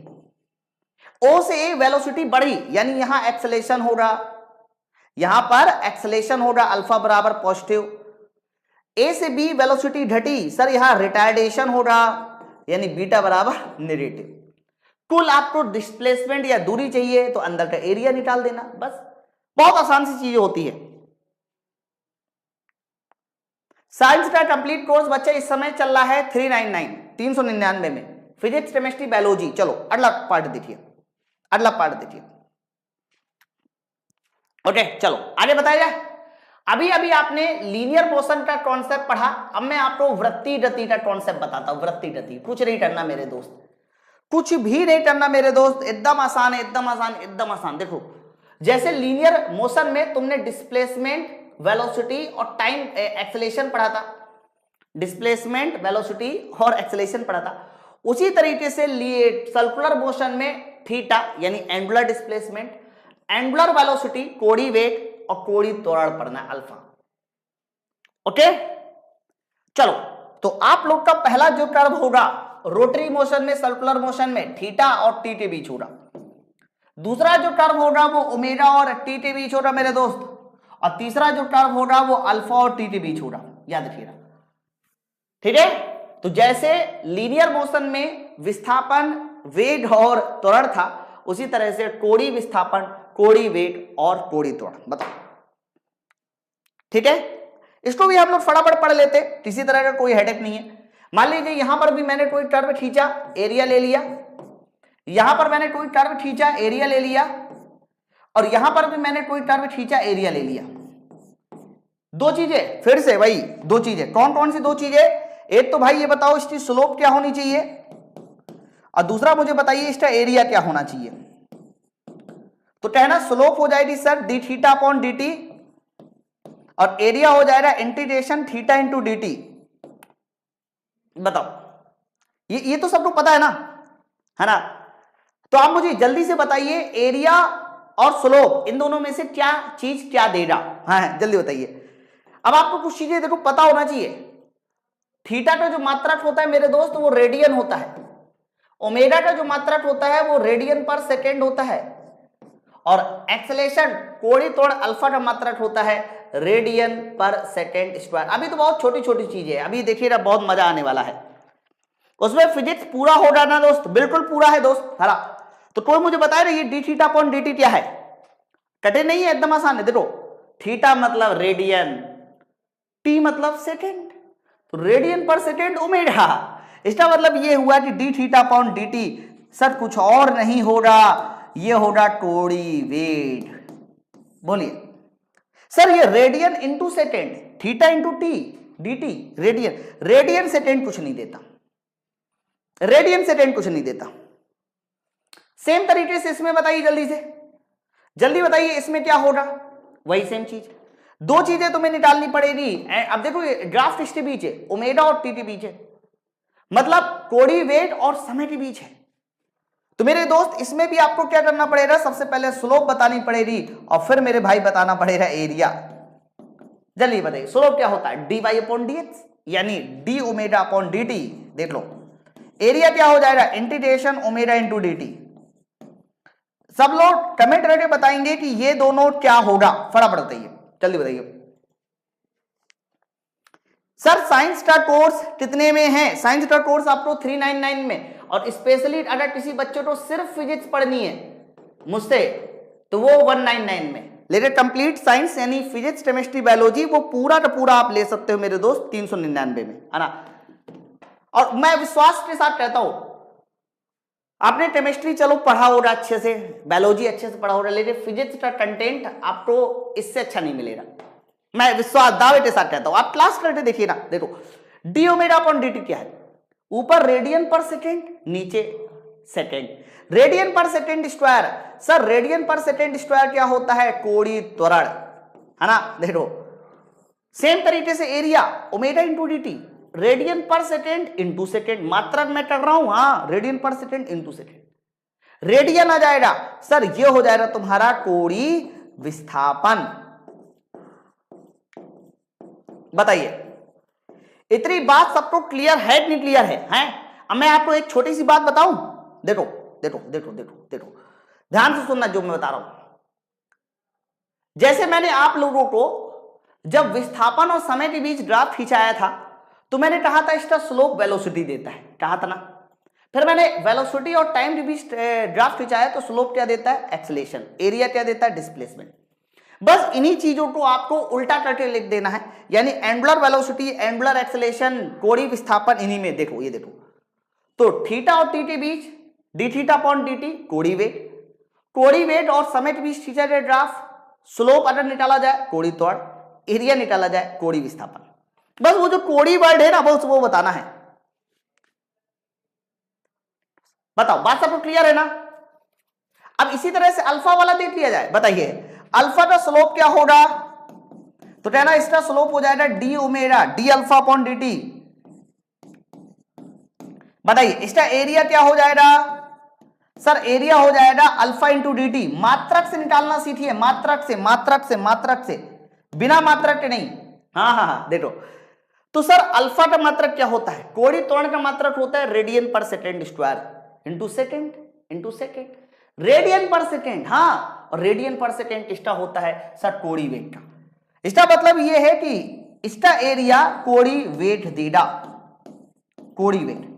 और जैसे वहां जर्क देता था ना स्लोप, एक्सेलरेशन और टाइम के बीच का स्लोप जर्क था, वैसे ही बच्चा यहां पर कोणीय जर्क आता है, ध्यान रखना एंगुलर जर्क आता है, और एंगुलर जर्क होता है D alpha upon D T. तो D alpha upon D T क्या होता है, तो कहना इसे बोला जाता है कोणीय जर्क या कोणीय झटका बोल दीजिए, कोणीय झटका।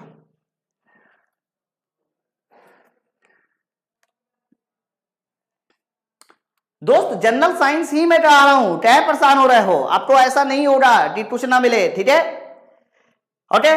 तो ये चीज है वही, बस लीनियर मोशन में ना पूछकर एंगुलर मोशन में पूछी जाए तो एंगुलर मोशन के कॉन्सेप्ट जो होते हैं ना वो आपको पता होना चाहिए। कोणीय वेग क्या होता है, कोणीय त्वरण क्या होता है, जब तक ये नहीं पता चलेगा नाम आपको याद होना चाहिए। क्लियर है, एक बार जल्दी से थम्स अप करके बताइए समझ में आ गया है। अब मैं आपको देखो एक छोटी छोटी बातें बताता हूं, एक और नई बात बताता हूं। यहां पर मैं आप ग्राफ जो खींचने वाला हूं वो एनर्जी का खींचने वाला हूं, ठीक है ठीक है। चलो बताया जाए है एनर्जी का। देखो बहुत सारे आपने फॉर्मूले पढ़े होंगे, मैं सुनो बताता हूं। देखो आपने ये बताओ गतिज ऊर्जा का फॉर्मूला पढ़ा है नहीं पढ़ा, के बराबर बताइए क्या होता है। सर के बराबर पहला फॉर्मूला होता है हाफ एम वी स्क्वायर, दूसरा क्या होता है के बराबर समवेट पी स्क्वायर बटे 2m। बताइए ये दोनों फॉर्मूले पढ़े नहीं पढ़े, 399 में डिटेल पढ़ाए जा रहा। अरे भाई साहब जितना मैं यूट्यूब पे पढ़ा रहा हूं उससे ज्यादा। ठीक है, चलो तो हाफ एम वी स्क्वायर के बराबर पी स्क्वायर बटे 2m। आपने पढ़े नहीं पढ़े फॉर्मूले बताओ? अरे चलो मैं एक फॉर्मूला पूछूं, चलिए बताइए। अगर मैं यहां पर वाई एक्सिस में गतिज ऊर्जा कर दूं, वाई एक्सिस में मैं गतिज ऊर्जा लिख देता हूं, काइनेटिक एनर्जी के लिख देता हूं, ध्यान सुनना, और एक्स एक्सिस में वी स्क्वायर लिख देता हूं, तो बताइए वी लिख देता हूं, वी नहीं, वी स्क्वायर नहीं, वी। बताइए ग्राफ कैसा आएगा यदि द्रव्यमान तुम्हारा कांस्टेंट है? जल्दी बताइए। मैं आपको और अच्छा ग्राफ बताना सिखा रहा हूं। ठीक है, मैंने कहा गतिज ऊर्जा के और वेलोसिटी के बीच क्या ग्राफ आएगा अगर द्रव्यमान कांस्टेंट है। चलो मैं कुछ ग्राफ आपको दे देता हूं, ए बी सी डी। आप मुझे बताइए इनमें से वो कौन सा ग्राफ होगा जो सही होगा? बताइए जल्दी से बताइए। गतिज ऊर्जा और वी के बीच ग्राफ खींचा है लेकिन द्रव्यमान मेरा कैसा है? कांस्टेंट। बताओ जल्दी से। सर साइंस का पेड के लिए डिस्काउंट ऑफर। अरे भाई साहब डिस्काउंट ऑफर ही तो है, 499 399 आ गया मेरे दोस्त, है ना?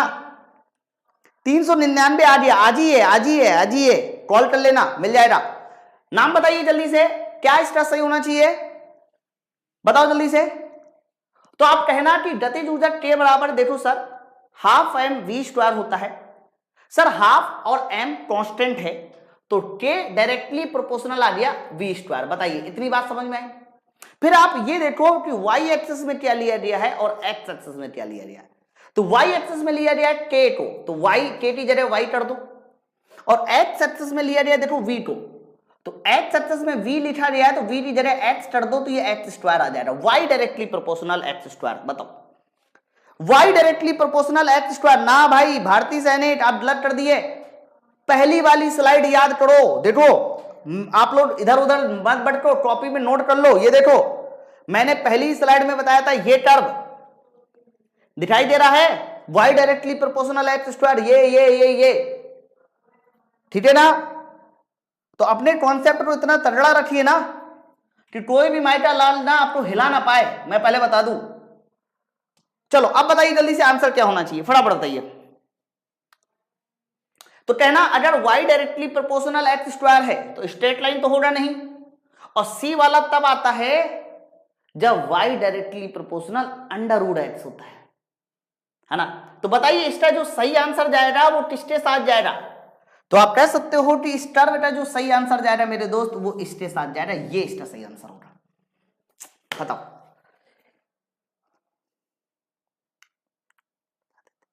नहीं तो ये ऑफर संडे तक है, ये ऑफर संडे तक है दोस्त, आज नहीं संडे तक है।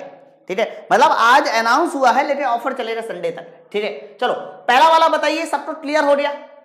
अब अगर इसी वाले टर्म में मैं ऐसा कह देता कि यहां गतिज ऊर्जा के कह देता और यहां पर मैं कह देता वी स्क्वायर, मतलब मैंने वाई एक्सिस में के लिया है और एक्स एक्सिस में इस बार मैंने वी स्क्वायर ले लिया। क्या ले लिया? V square. इस बार भी तुम्हारा द्रव्यमान कांस्टेंट है, इस बार भी द्रव्यमान कैसा है? कांस्टेंट। जल्दी से बताइए अब कौन सा टर्म सही होगा? जल्दी से बताइए अब कौन सा टर्म सही होगा? ए लिखा, बी लिखा, सी लिखा, जल्दी बताओ अब कौन सा सही होगा? कमेंट भी करते रहो भाई सब लोग फास्ट में, आंसर जल्दी से दीजिए। अब इनमें से कौन सा सही होना चाहिए?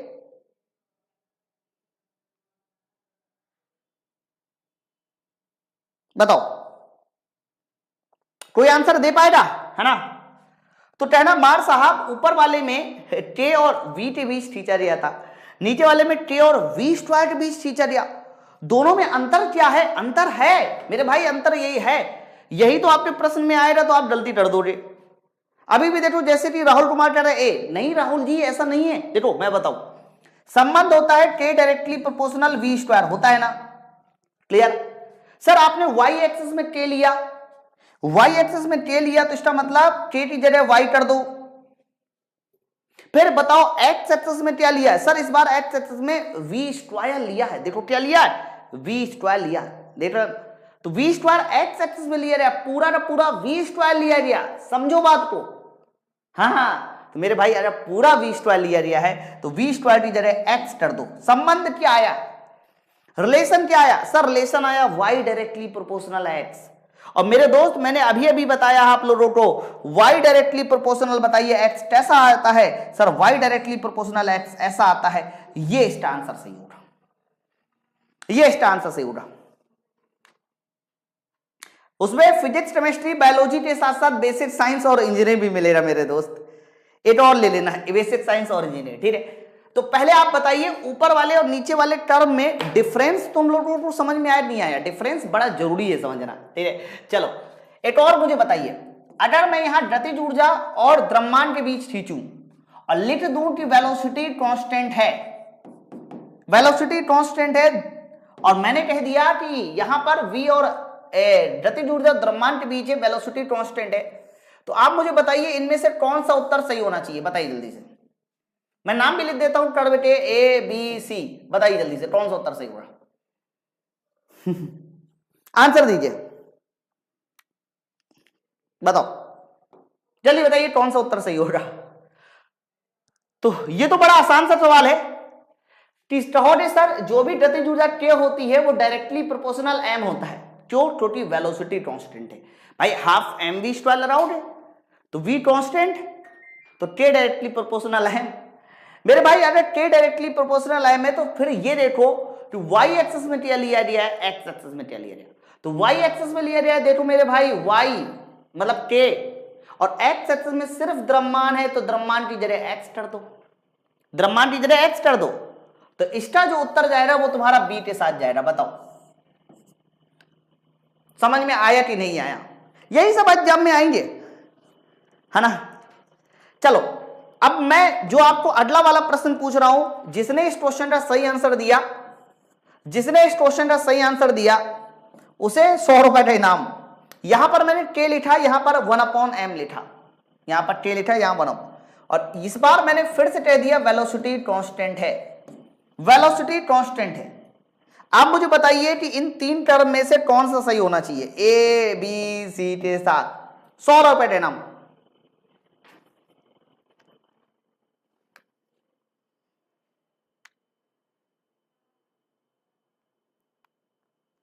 अच्छा चलिए पढ़ लीजिएगा, कोई दिक्कत नहीं दोस्त, हरा। तो कोई मुझे बताइए, अगर मैंने वहां k लिखा, यहां 1/m लिखा और वेलोसिटी को कांस्टेंट कर दिया है, अब बताइए कैसा कर्व आएगा? टीसीटी वो हो, जल्दी बताइए। थैंक्स सर, अब तो मैंने आपका कोर्स पढ़ के आसपास के बच्चों को पढ़ाना भी जाऊंगा, क्योंकि इतना कंटेंट है ना। चलो तो मेरे भाई आप लोग फंस रहे थोड़ा सा इस बार जो होगा मैं बताता हूं क्या होगा। k डायरेक्टली प्रोपोर्शनल देखो 1/k डायरेक्टली प्रोपोर्शनल m होता है, क्योंकि वेलोसिटी कांस्टेंट है, ओके। लेकिन इन्होंने k की जगह y एक्सिस की जगह k लिया है, और देखो 1/m लिया है x एक्सिस की जगह, बात की गहराई समझना। तो इसका मतलब ये हुआ कि इस m को मुझे 1/m करना पड़ेगा, बताइए कर सकते हैं ना? अरे वही ऊपर चला जाएगा, तो 1/m की जगह तुम्हें x करना पड़ेगा, और जब 1/m की जगह x करोगे तो y डायरेक्टली प्रोपोर्शनल 1/x आ जाएगा। और y डायरेक्टली प्रोपोर्शनल x ये इनमें से कुछ नहीं होता, याद करिए, ये कुछ ऐसे आता है, ये कुछ ऐसे आता है। बोलो क्लियर है ना? तो आप बात की गहराई तो समझो, याद करिए मैंने शुरू में ही बताया था, जब भी कभी y डायरेक्टली प्रोपोर्शनल 1/x हो, ऐसा ही करवाएगा, ऐसे ही करवाएगा। तो आप लोग ये पहले समझ लो कि हर बार जरूरी नहीं है कि आपको सीधी सीधी बात पूछ ली जाए, सीधी सीधी बात ना पूछकर कई बार घुमा के भी पूछी जाती है, जैसे कि ये, जैसे कि ये। बताओ क्लियर है नहीं क्लियर है? एक बार थम्स अप करके बताएंगे सब लोग, क्लियर है नहीं क्लियर है? चलो एक और दीजिए, एक और क्वेश्चन का आंसर दीजिए, मुझे देखना है कि कितने लोग इस बार सटीक आंसर देते हैं। यहां पर मैंने k लिखा, यहां पर मैंने क्या लिखा? k, ध्यान से सुनना, यहां पर मैंने k लिखा और यहां पर मैंने m लिखा, लेकिन यहां पर मैंने p बराबर कांस्टेंट बोल दिया, यानी संवेग p बराबर कांस्टेंट बोल दिया, संवेग p बराबर कांस्टेंट संवेग p बराबर कांस्टेंट। चलिए फिर से मैं आपके सामने 4 कर्व खींच रहा हूं, इसको मैंने पहला कहा, इसको दूसरा कहा, इसको तीसरा कहा। इस बार मैं एक और कर्व भी खींच दे रहा हूं ऐसे वाला, इस बार मैं एक आपको ऐसे भी कर्व खींच दे रहा हूं, ये हटेगा कैसे यार, ये हट गया, चलो इस बार मैं एक और टर्म ऐसे ठीक दे रहा हूं, बताइए ये चौथा, इनमें से कौन सा सही होना चाहिए, बताओ, जल्दी उत्तर दीजिए। प्रोजेक्टाइल मोशन पढ़ा दीजिए, बड़ा आसान है दोस्त, हाँ, एक दिन का टॉपिक है प्रोजेक्टाइल मोशन। मतलब यहां से बम गिराएंगे, जहां पर गिरेगा वहां से रेंज और हाइट सब निकाल देंगे फटाक से, ठीक है, बहुत आसान है। अगर एप्लीकेशन पे तुमने नहीं पढ़ा तो जाके पढ़ लेना, उसमें तो पढ़ा हुआ है, कभी मैं यूट्यूब पे भी पूरा पढ़ा दूंगा, ठीक है। चलो बनाया जाए, बताइए बनाया जाए, चलो देखते हैं क्या इसका सही उत्तर होना चाहिए। अब देखो यहां गलती मत कर देना मेरे भाई, अगर आपने गलती कर दी तो देखो सवाल चौपट हो जाएगा। सवाल में था कि यहां गतिज ऊर्जा लेना, यहां द्रव्यमान लेना, ठीक है, और इन्होंने बोला था संवेग P कांस्टेंट है, संवेग P कांस्टेंट है, देख लो। तो आप मुझे बताइए फॉर्मूला P कहां है ग्राफ में, P कांस्टेंट है कहां है ग्राफ में, देखो P कांस्टेंट है तो तुम फॉर्मूला कौन वाला लगाओगे, कहना क्या हाफ mv² लगाओगे, नहीं सर, ये फॉर्मूला तब लगता है जब वेलोसिटी कांस्टेंट होती, P कांस्टेंट है तो तुम्हें जो फॉर्मूला इस्तेमाल करना पड़ेगा वो P²/2m वाला इस्तेमाल करना पड़ेगा, ऊपर वाला नहीं, है ना। तो सर जब आपने P²/2m बोला और P मेरा देखो कांस्टेंट है मेरे दोस्त, P तुम्हारा कांस्टेंट है, तो बताइए K डायरेक्टली प्रोपोर्शनल 1/m आ गया। फिर आप ये देखो कि आपने किसको क्या माना, तो y एक्सिस में देखो K माना है, तो y एक्सिस में K माना है, और द्रव्यमान को पूरा m को तुमने x एक्सिस में माना है, पूरा m, तो पूरा m x एक्सिस में है तो 1/x हो जाएगा, देख लो, और y डायरेक्टली प्रोपोर्शनल 1/x, इस तरीके से टर्म आएगा, इस तरह से टर्म आएगा। हाँ दोस्त मेरी क्लास रेगुलर लगती है, रेगुलर लगती है ना, कई सारे नए बच्चे भी आए हैं, है ना। तो आप पहले ये बताओ कि ये जो जादू हो रहा है ना, यहां पर कई बार 1/m लेकर ग्राफ ही पलट जा रहा है, ये जादू तुम लोग को समझ में आ रहा है नहीं आ रहा, है ना, नहीं समझ में आ रहा है तो मैं एक और जादू आपको यहां दिखाता हूं, एक और जादू मैं आपको दिखाता हूं, हो सकता है कि यहां से आपको जादू समझ में आ जाए। चलो टाइम पीरियड वाला क्वेश्चन देखते हैं मेरे भाई। टाइम पीरियड का ग्राफ के लिए तुम्हें एक फॉर्मूला पता होना चाहिए, T डायरेक्टली प्रोपोर्शनल √L होता है और T डायरेक्टली प्रोपोर्शनल 1/√G होता है। बताइए ये दोनों बातें सबको पता है नहीं पता, दोनों बातें पता है नहीं पता। जब भी कभी एसएचएम के लिए तुमसे कहा जाता है कि बताइए एसएचएम के टाइम पीरियड का फॉर्मूला क्या होता है, तो पूरी दुनिया को पता है 2π√L/G होता है। T directly proportional √L, T directly proportional 1/√G। बताइए ये बात सबको पता है नहीं पता, फटाफट बताओ। चलो हाँ दोस्त मैं लाइव ही हूं, है ना, इस पर मैं सवाल बनाऊं, बताइए प्रश्न बनाऊं। चलो तो कोई मुझे बताइए अगर मैंने यहां आवर्तकाल लिख दिया और यहां पर L लिख दिया, समझे बात को, अगले वाले ग्राफ में मैंने यहां T² लिख दिया और यहां पर L लिख दिया, ध्यान सुनना, पहला वाला ग्राफ बताना है टाइम पीरियड और लेंथ के बीच, और दूसरा वाला बताना है टाइम पीरियड का स्क्वायर T² और L के बीच, ठीक है। चलो बताइए दोनों के लिए क्या ग्राफ आना चाहिए, ऊपर वाले के लिए आप बताओ इन दोनों में से, इन तीनों में से कौन सा सही होना चाहिए, पहला दूसरा और तीसरे में से, और नीचे वाले के लिए बताओ पहले दूसरे और तीसरे में से कौन सा सही होना चाहिए, जल्दी बताइए। गुरु जी आपके चरणों को अरे ऐसा मत बोलो दोस्त, मुझे बोलते हुए भी नहीं अच्छा लगता, बहुत अच्छा पढ़ाते हैं, मैंने कोर्स लिया है, अच्छा सर ठीक है, रेटिंग जरूर दे देना, 5 से कम रेटिंग नहीं दीजिएगा। चलिए तो बताइए जल्दी से इसका क्या आंसर होना चाहिए, किसी को पता हो तो जल्दी बताओ, है ना। बस पहले वाले ग्राफ में अब पता है ये लिखा कैसे जाता है, ये ऐसे लिखा जाएगा, कहेगा कि टाइम पीरियड वर्सेस L के बीच, यहां लिखा होगा टाइम पीरियड का स्क्वायर वर्सेस L² के बीच, L के बीच, ऐसे ग्राफ लिखा होगा, है ना। चलो बताया जाए तो ऊपर वाले में क्या होना चाहिए, नीचे वाले में क्या होना चाहिए, चलो स्टार्ट करते हैं बताना। देखो आप मुझे बताओ पहले T डायरेक्टली प्रोपोर्शनल क्या होता है, इसको भी हटा देते हैं क्योंकि यहां से तो पता ही चल रहा है ना T और L के बीच खींचना है ना। देखो T डायरेक्टली प्रोपोर्शनल क्या होता है सर, √L होता है, मैंने कहा वेरी गुड, बहुत सही बहुत सही, इतना सबको क्लियर है। T की जगह Y क्योंकि Y एक्सिस में है, वेरी गुड। L कहां है, यहां पूरा का पूरा एल, तो एल की जगह एक्स, सिर्फ एल की जगह एक्स लिखना, यही गलती हो रही बार बार। तो Y directly proportional under root X, और याद करो Y directly proportional under root X कैसा आया था, तो कहना मार साहब Y directly proportional under root X तो ऐसे ही आया था। शुरुआत वाला लेक्चर देख लो, चाहे मतलब शुरुआत की हेडिंग देख लीजिए, शुरुआत की हेडिंग देख लीजिए। बताइए पहला वाला सबको समझ में आ गया? अगला वाला था कि यहां था टी स्क्वायर और यहां था एल, टी स्क्वायर और एल। रेटिंग जब आप लेक्चर देखते हो ना, उसके बगल में असाइनमेंट, उसके बगल में रेटिंग का ऑप्शन होता है, आप देख लीजिए ना। अला तो मेरे भाई ये बताओ, T directly proportional under root L, T directly proportional under root L, लेकिन अभी देखो गलती हो जाएगी क्योंकि यहां टी स्क्वायर है। हाँ तो मेरे भाई अगर यहां टी स्क्वायर है तो स्क्वायर करा दो, T square directly proportional L. Okay, तो मेरे दोस्त बताओ, टी की जगह पे तुमने वाई लिख लिया क्योंकि टी स्क्वायर है, और एल की जगह तुमने एक्स लिख लिया, वाई डायरेक्टली प्रोपोर्शनल एक्स हो गया। अगर वाई डायरेक्टली प्रोपोर्शनल मेरे दोस्त एक्स है तो जल्दी बताइए, क्योंकि टी स्क्वायर की जगह तुमने एक्स वाई लिखा है, टी स्क्वायर की जगह वाई, तो वाई डायरेक्टली प्रोपोर्शनल एक्स का ग्राफ ऐसे आ जाता है।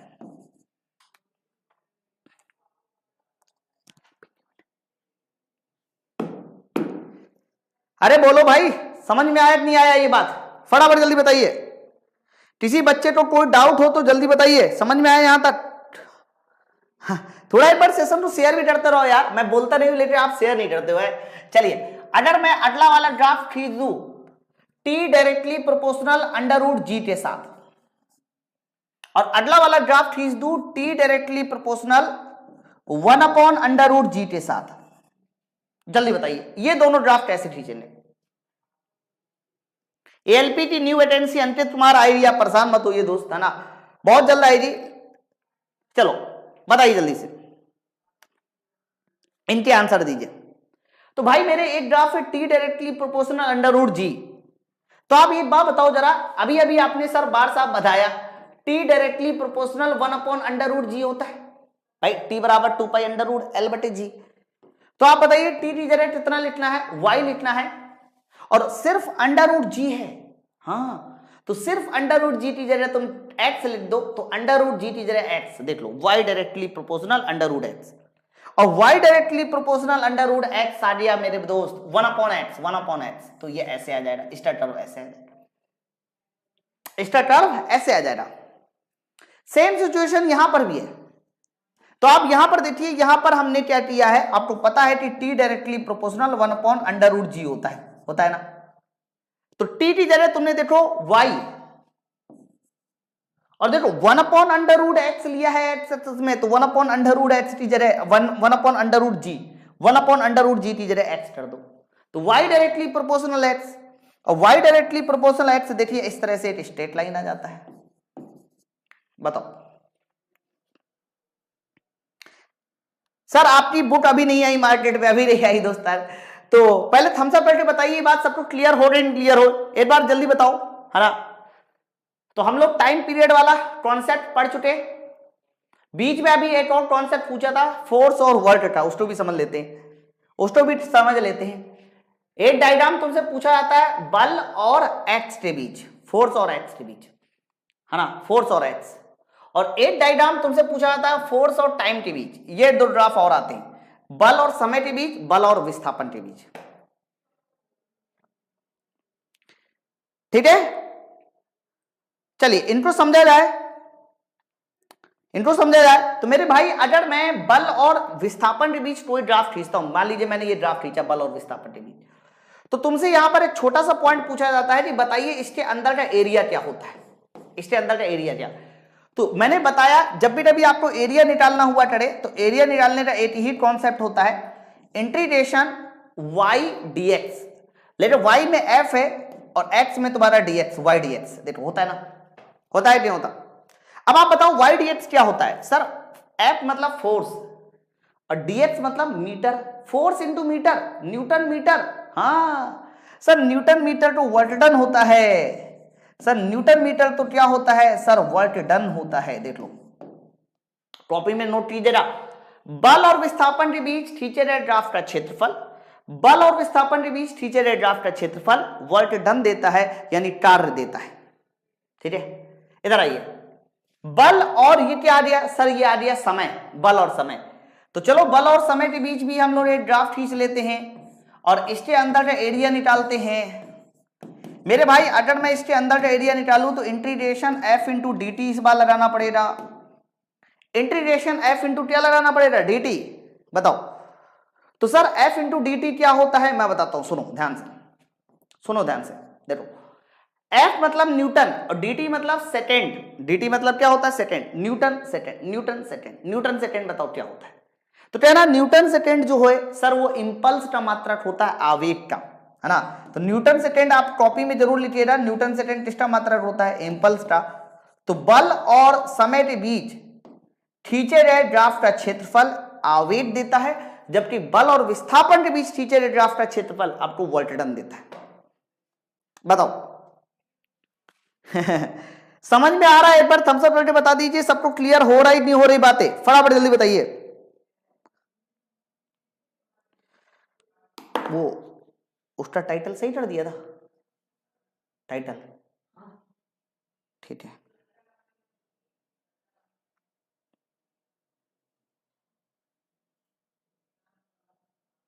आगे बढ़ा जाए, जल्दी बताइए। तो बच्चा आगे अभी और भी ड्राफ्ट है, जैसे कि मैंने ये तो आपको पढ़ाई दिया ड्राफ्ट, है ना। फिर आगे आता है तुम्हारा कुछ एसएचएम इक्वेशन से रिलेटेड डायग्राम, कि एसएचएम की इक्वेशन से संबंधित ड्राफ्ट कैसे आने चाहिए, है ना। ये तो चीजें और भी है, एसएचएम की एनर्जी से रिलेटेड है, बॉयल्स लॉ है, उसके अलावा जो है क्या बोलते हैं चार्ल्स लॉ, जे-लुसेट लॉ, तो हम लोग इसको कल पढ़ाएंगे। ओम्स लॉ से रिलेटेड है, स्ट्रेस और स्ट्रेन से रिलेटेड है ना। तो आज समय काफी हो गया है, तो फिलहाल मैं आपको लास्ट में फिर से एक बार आपको बता दूं कि अगर आप लोग को मेरा पढ़ाया हुआ पसंद आता है तो आप लोग कंप्लीट साइंस का कोर्स ले सकते हो।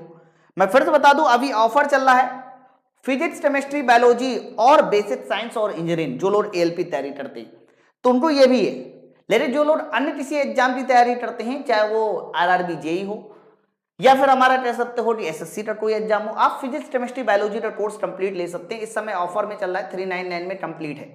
आप देखिए ना, मैं फिर से बोल रहा हूं, फिजिक्स स्पेशली 55 घंटे की है, रेलवे में सबसे ज्यादा फिजिक्स आती है ना। बाकी और सारे सब्जेक्ट भी पढ़े हुए, आप एक बार लेते देखिए, विश्वास मानिए, आप साइंस मतलब कैसे पढ़ी जाती है वो आप देख लीजिए ना। लेने के लिए आपको करना क्या है, माई पाठशाला का एप्लीकेशन डाउनलोड करना है, और माई पाठशाला का एप्लीकेशन डाउनलोड करने के बाद आप इन नंबरों पर कॉल कर सकते हैं किसी भी तरह की कोई दिक्कत होती है तो। ओके,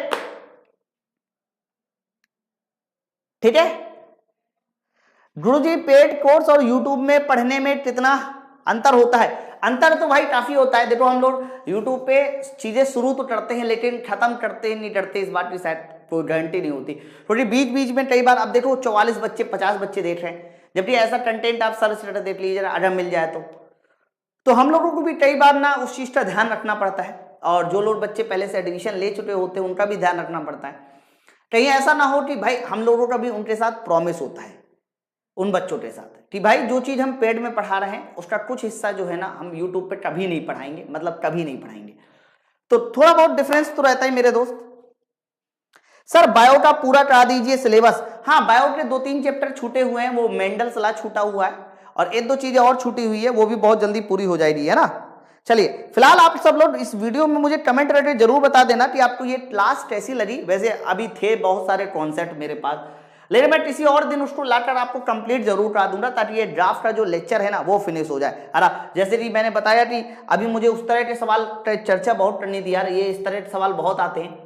आपने ओम्स लॉ जरूर सुना होगा, है देखो सबको ये तो पता है कि ओम्स लॉ का ड्राफ्ट ऐसे होता है वोल्टेज और आई के बीच, लेकिन जब यही ड्राफ्ट वोल्टेज और आई के बीच, जब यही ड्राफ्ट वोल्टेज और आई के बीच इस तरह से बन जाता है, 3-4 ड्राफ्ट में आ जाता है, तो फिर तुमसे पूछता है कि बताइए रेजिस्टेंस कौन सा ज्यादा है ना। तो इस तरह के क्वेश्चन की चर्चा हम लोग कल करेंगे। फोन कितने बजे? मेरा भी आप कॉन्टेक्ट नंबर रख सकते हो, कोई बड़ी बात नहीं है, 85 45 94 49 47। आप इस पर भी कॉल कर सकते, कॉल करके अपना कोर्स ले सकते हैं, है ना। ये भी कोई बड़ी बात नहीं है। मैं आपको एक QR कोड सेंड कर दूंगा, आप उससे भी ले सकते हो, लेकिन वो सब आप कर लेना। लेकिन मुझे क्या करना है ना, इस वीडियो में कमेंट जरूर करके बताइएगा कि आपको ये क्लास कैसी लगी। अगर इसका आप पार्ट 2 चाहते हो, मतलब आगे का कॉन्सेप्ट चाहते हो तो बताना, मैं उसको भी पूरा करा दूंगा। और विश्वास बनिए, हम लोग थोड़ा फिजिक्स पढ़ ले, उसके बाद हम लोग बायोलॉजी का भी नंबर लगाएंगे। बायोलॉजी में चाहे वो डाइजेशन वाला चैप्टर हो, एंडोक्राइन सिस्टम हो, ब्लड हो, विटामिन हो, मेंडल के नियम हो, बायोलॉजी के जितने भी फेमस चैप्टर है जिनसे प्रश्न आते हैं वो भी मैं एक एक करके पूरे सॉल्व करा दूंगा। ठीक है, ओके चलिए फिर, तो आप सब लोग कमेंट जरूर कर दीजिएगा, क्योंकि आपका कमेंट मैं रीड करूंगा। पहले मुझे देखना है कि आप लोगों ने क्या कमेंट किया, मेरे वीडियो को कितना पसंद किया और कितनी नीड है आपको। उसके बाद हम लोग इसके अगले टॉपिक की ओर बढ़ेंगे। ठीक है, चलिए बहुत बहुत धन्यवाद। नोट्स बना लेना, नोट्स। ठीक है, जय हिंद।